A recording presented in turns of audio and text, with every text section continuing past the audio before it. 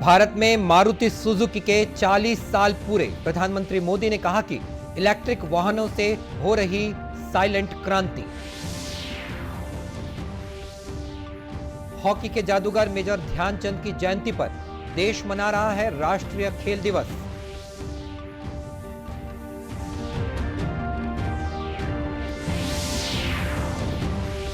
देश भर में लग चुके 211 करोड़ 91 लाख से अधिक कोरोना रोधी टीके। अभियान अभी भी जारी।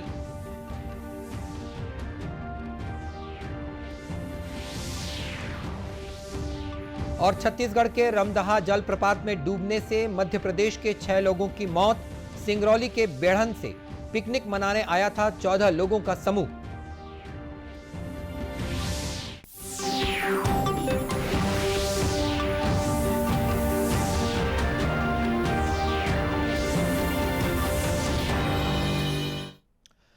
नमस्कार, आप देख रहे हैं दूरदर्शन समाचार। मैं हूं मनीष अहलूवालिया और अब समाचार विस्तार से।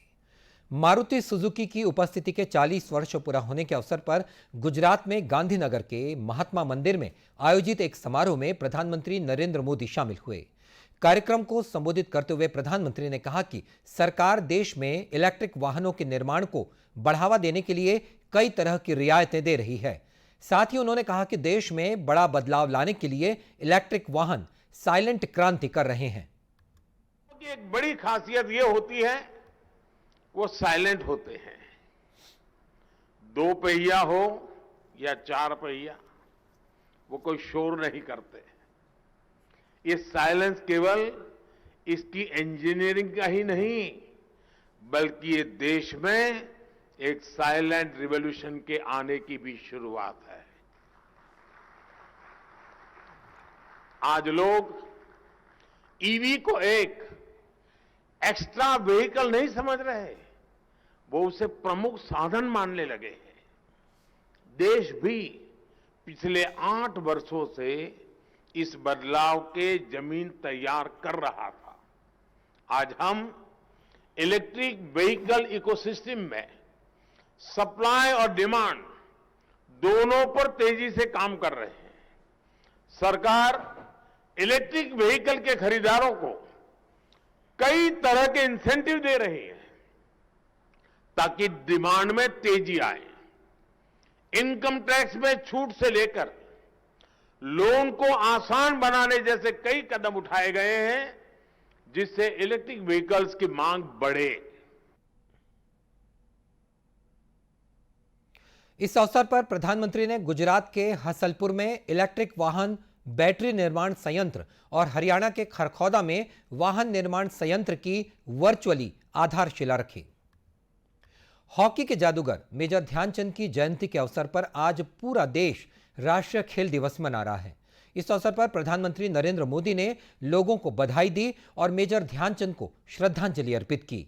उन्होंने कहा कि हाल के वर्ष खेलों के लिए महत्वपूर्ण रहे हैं और आगे भी उपलब्धियों का सिलसिला जारी रहेगा।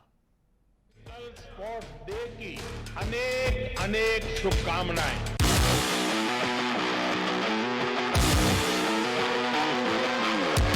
आज के ही दिन हमें मेजर ध्यानचंद के रूप में एक महान स्पोर्ट्स पर्सन मिले थे। अपनी फिटनेस, स्टेमिना और हॉकी स्टिक से दुनिया को उन्होंने मंत्र मुग्ध कर दिया। साथियों, आज का ये दिन हमारे उन युवा खिलाड़ियों को बधाई देने का भी है जो निरंतर दुनिया के मंच पर तिरंगे की शान को नई बुलंदी दे रहे हैं। राष्ट्रीय खेल दिवस के मौके पर छत्तीसगढ़ में भी मुख्यमंत्री भूपेश बघेल ने राष्ट्रीय खेल दिवस पर प्रदेशवासियों, खिलाड़ियों और खेल प्रेमियों को बधाई और शुभकामनाएं दी हैं। श्री बघेल ने हॉकी के जादूगर मेजर ध्यानचंद के योगदान को भी याद किया। वहीं जांजगीर के मेजर ध्यानचंद हॉकी मैदान से सद्भावना रैली निकाली गई। रैली में हॉकी खिलाड़ी बड़ी संख्या में शामिल हुए। इस दौरान पूर्व हॉकी खिलाड़ी दिनेश शर्मा भी मौजूद थे। उन्होंने मेजर ध्यानचंद की उपलब्धियों को याद करते हुए कहा कि मेजर ध्यानचंद भारत के रत्न थे। चंद को याद करके उनका नमन किया गया। मेजर ध्यानचंद का जो जीवन है उनके जीवन पर प्रकाश डाला गया। मेजर ध्यानचंद ने 3 बार भारत देश को ओलंपिक में पदक दिलाया, उसका विस्तार से विवरण यहाँ पे हुआ। सभी खिलाड़ियों को मेजर ध्यानचंद के खेल जीवन के अनुशासन, उनके कठिन परिश्रम, उनके दृढ़ इच्छा शक्ति, उनके आत्मविश्वास के बारे में यहाँ पर जानकारी दी गई। इस बारे में हॉकी खिलाड़ी संजना साहू ने कहा कि मेजर ध्यानचंद हमारे आदर्श हैं और हम उनको ही याद करके पूरी निष्ठा के साथ खेल के लिए पूरी तरह समर्पित हैं। उनकी जयंती के अवसर पर ये राज्य खेल दिवस मनाया जाता है और उनको देखकर हमको बहुत प्रोत्साहन मिलता है। उनको देख के हमको आगे बढ़ने को मतलब हम प्रेरित होते हैं उनको देख के, और बस उन्हीं को याद करके हम हॉकी खेलते हैं। और कार्यक्रम के दौरान 50 प्रतिभाशाली खिलाड़ियों का सम्मान भी किया गया। साथ ही मेजर ध्यानचंद के खेल जीवन पर संगोष्ठी का आयोजन किया गया। और राष्ट्रमंडल खेलों में पदक विजेता आकर्षि कश्यप रायपुर के कृष्णा पब्लिक स्कूल पहुंची। यहां उन्होंने राष्ट्रीय खेल दिवस पर आयोजित कार्यक्रम में भाग लिया। इस दौरान उन्होंने स्कूल के बच्चों के साथ एक प्रदर्शन बैडमिंटन मैच भी खेला। स्कूली बच्चों को संबोधित करते हुए आकर्षि ने कहा कि जीवन में खेल बहुत जरूरी होते हैं। I'm supporting the Fit India movement, which is encouraged by our Prime Minister, sir. I'm really happy to be a part of it. मैं बच्चों को यही कहना चाहूँगी कि स्पोर्ट्स बहुत ही इम्पोर्टेंट है हमारे डेली लाइफ के लिए, और स्पोर्ट्स खेलने से हम ओबेसिटी के रिस्क को भी कम कर सकते हैं। स्पोर्ट्स हेल्प करता है हमें स्टैमिना, कोऑर्डिनेशन, स्लीप, बैलेंस बनाने के लिए। स्पोर्ट्स खेलने से हमें टीम और कॉम्पिटिटिव स्पिरिट मिलता है। हमें पता चलता है कि how to enjoy a success and above all how to take failures. School के शिक्षक ने कहा कि इस आयोजन में कई स्कूलों के बच्चे सम्मिलित हुए थे और आकर्षि की बात सुनने के बाद इनमें से बहुत से बच्चे खेलों में जाने के लिए अब प्रेरित होंगे। आकर्षि कश्यप स्कूल में आई, बहुत बच्चों को मोटिवेट किया और बहुत सारे डिफरेंट स्कूल के बच्चे भी आए हुए हैं हमारे साथ।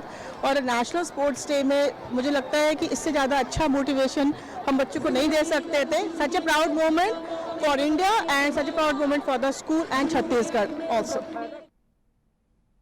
और इस कार्यक्रम में स्कूल प्रबंधन की ओर से आकर्षि कश्यप को सम्मानित भी किया गया। बात कर लेते हैं कोविड-19 की। राष्ट्रव्यापी कोविड टीकाकरण अभियान के अंतर्गत अब तक 211 करोड़ 91 लाख से अधिक टीके लगाए जा चुके हैं। स्वास्थ्य मंत्रालय ने बताया कि पिछले 24 घंटों में 24,70,000 से अधिक टीके लगाए गए। इस दौरान 7,000 से अधिक लोगों में संक्रमण की पुष्टि हुई है और करीब 9,000 रोगी स्वस्थ हुए हैं। वर्तमान में 84,931 रोगियों का इलाज चल रहा है। स्वस्थ होने की दर 98.62% हो गई है। देश में अब तक 88 करोड़ 52 लाख से अधिक सैंपल्स की कोविड जांच भी की जा चुकी है। छत्तीसगढ़ की बात कर लेते हैं। छत्तीसगढ़ में पिछले 24 घंटों में कोरोना के 48 व्यक्ति संक्रमित पाए गए हैं। प्रदेश में कोरोना संक्रमण की दर लगभग 1.96% हो गई है। प्रदेश के 9 जिलों में 1 से 20 के मध्य कोरोना सक्रिय मरीजों की संख्या रही, तो वहीं प्रदेश के 11 जिलों में कोरोना संक्रमित पाए गए और शेष जिलों में कोरोना का कोई भी नया मामला सामने नहीं आया है। खास बात यह रही है कि पिछले 24 घंटों के दौरान प्रदेश में किसी भी कोरोना संक्रमित व्यक्ति की मृत्यु नहीं हुई है। कोरिया जिले के रमदहा जलप्रपात में मध्य प्रदेश के सिंगरौली जिले के बैढ़न से पिकनिक मनाने आए 14 लोगों में से 6 लोगों की नहाने के दौरान मौत हो गई। डूब रहे व्यक्तियों द्वारा आवाज दिए जाने पर पास में काम करने वालों ने किसी तरह 2 लोगों को बाहर निकाला, लेकिन 6 लोग पानी में डूब गए। घटना की जानकारी मिलने के बाद कोटाडोल पुलिस और प्रशासन की टीम मौके पर पहुंची और ग्रामीणों की मदद से 2 लोगों के शव निकाले गए। देर रात होने के कारण रेस्क्यू को विराम दिया गया और दूसरे दिन सुबह से ही आपदा प्रबंधन की टीम ने रेस्क्यू फिर से शुरू कर 3 घंटे की कड़ी मशक्कत के बाद जलप्रपात से 3 मृतकों के शव को बाहर निकाल लिया। इस घटना के बारे में मदद करने गए स्थानीय युवक ने दूरदर्शन से बातचीत में बताया कि पिकनिक मनाने आए लोग जलप्रपात में नहाने उतरे और इस दौरान हादसा हो गया। नहा रहे थे, फिर खाना वाना खाने के बाद फिर गए नहाने के लिए। इसके बाद हम लोग ऊपर में काम कर रहे थे, अचानक इनको देखे तो इन लोग बचाव कर रहे थे। तो वहाँ से हम लोग फिर रस्सी तो कुछ था अपने पास नहीं, और क्या कहते बांस वाँस का भी कुछ व्यवस्था नहीं हुआ था। तो इतने में उन लोग क्या कहते हैं 5-6 लोगों को पता चला, बताए कि डूबे, तो उनमें से 2 लोगों को हम लोग निकाले और बताए कि 5 लोग अभी अंदर है पानी में। कोरिया के पुलिस अधीक्षक त्रिलोक बंसल ने बताया कि जलप्रपात में 7 लोग डूबे थे, जिनमें से 2 को पहले ही निकाल लिया गया था। एक महिला की जान बच गई, जबकि दूसरे युवक ने इलाज के दौरान दम तोड़ दिया। बाद में 5 शव और निकाले गए। परिवार के 7 लोग रमदहा वाटरफॉल में डूबने की सूचना प्राप्त हुई थी। सभी लोग वहां पर पिकनिक मनाने आए थे और नहाने के दौरान उसमें डूब गए थे, जिसमें से 2 लोगों को जीवित निकाला गया था। एक सुलेखा सिंह जिनको इलाज के बाद जो सकुशल अपने घर वापस भेजा गया है। एक और व्यक्ति जिनको जीवित अवस्था में बाहर निकाला गया था, इलाज के दौरान उनकी भी मृत्यु हुई। शेष जो 5 लोग थे, 5 लोगों की बॉडी वाटरफॉल से रिकवर कर ली गई है और मर्ग पंचनामा करने के बाद उनके परिजनों को सौंपा गया। छत्तीसगढ़ के मुख्यमंत्री भूपेश बघेल और मध्य प्रदेश के मुख्यमंत्री शिवराज सिंह चौहान ने इस घटना पर दुख जताया है। मध्य प्रदेश के मुख्यमंत्री ने बचाव अभियान के बारे में मुख्यमंत्री भूपेश बघेल से भी बातचीत की है। केंद्र सरकार की महत्वाकांक्षी जल जीवन मिशन के तहत हर घर नल कनेक्शन पहुंचाने की योजना आदिवासी बाहुल्य कोरबा जिले के लिए वरदान साबित हो रही है।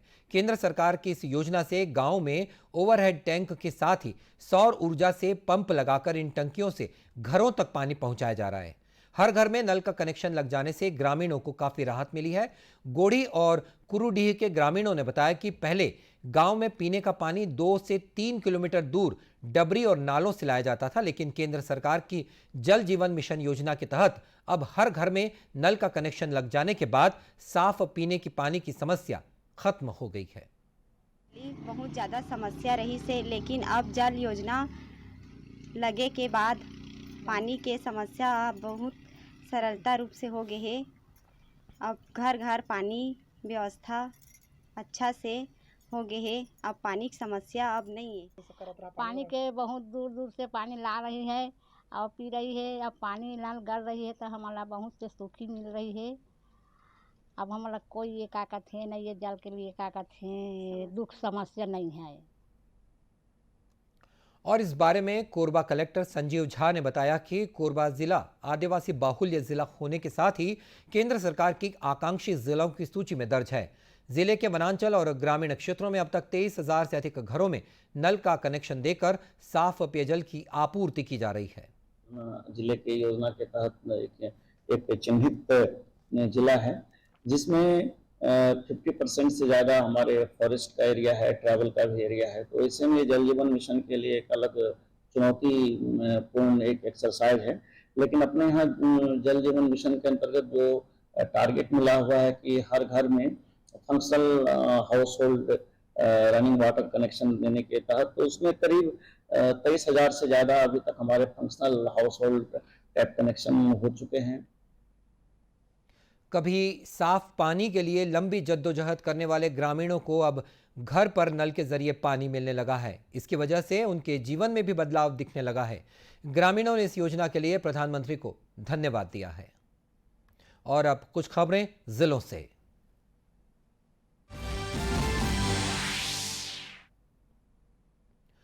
भिलाई में प्रदेश का सबसे बड़ा सी मार्ट शुरू हो गया है। मुख्यमंत्री भूपेश बघेल ने इसका लोकार्पण किया। इस दौरान उन्होंने महिला स्व सहायता समूहों के लिए बनाए गए मदर्स मार्केट का भी उद्घाटन किया। लोकार्पण के बाद मुख्यमंत्री भूपेश बघेल ने सी मार्ट से खरीदारी भी की। जांजगीर चांपा जिले में पुलिस ने बाइक और स्कूटी चला रहे नाबालिगों के मामले में कार्रवाई की है। जांजगीर के बीटीआई चौक पर यातायात पुलिस की टीम ने ऐसे नाबालिग छात्र छात्राओं को रोककर उनके अभिभावकों को ट्रैफिक थाने बुलवाया। बाद में जुर्माना लगाकर और हिदायत देकर नाबालिगों को अभिभावकों के साथ भेज दिया गया। अधिकारियों का कहना है कि आगे भी ये कार्रवाई जारी रहेगी। कोंडागांव में युवोदय स्वयंसेवकों के लिए 1 दिवसीय प्रशिक्षण कार्यशाला का आयोजन जनपद पंचायत सभागार में हुआ। स्वयंसेवकों को प्रोत्साहित करने कलेक्टर दीपक सोनी भी पहुंचे, जहां उन्होंने युवोदय स्वयंसेवकों से बात कर उनका हौसला बढ़ाया। कलेक्टर श्री सोनी ने कहा कि युवोदय स्वयंसेवक प्रशासन और जनता के बीच एक समन्वय करने वाली कड़ी बन रहे हैं, जो कि लोगों के जीवन में बदलाव लाएंगे। स्वयंसेवक प्रशासन की मंशा को जन जन तक पहुंचाकर योजनाओं का लाभ लोगों तक पहुंचाएंगे। और इस बुलेटिन में इतना ही। इसी के साथ ये समाचार बुलेटिन समाप्त हुआ। नमस्कार।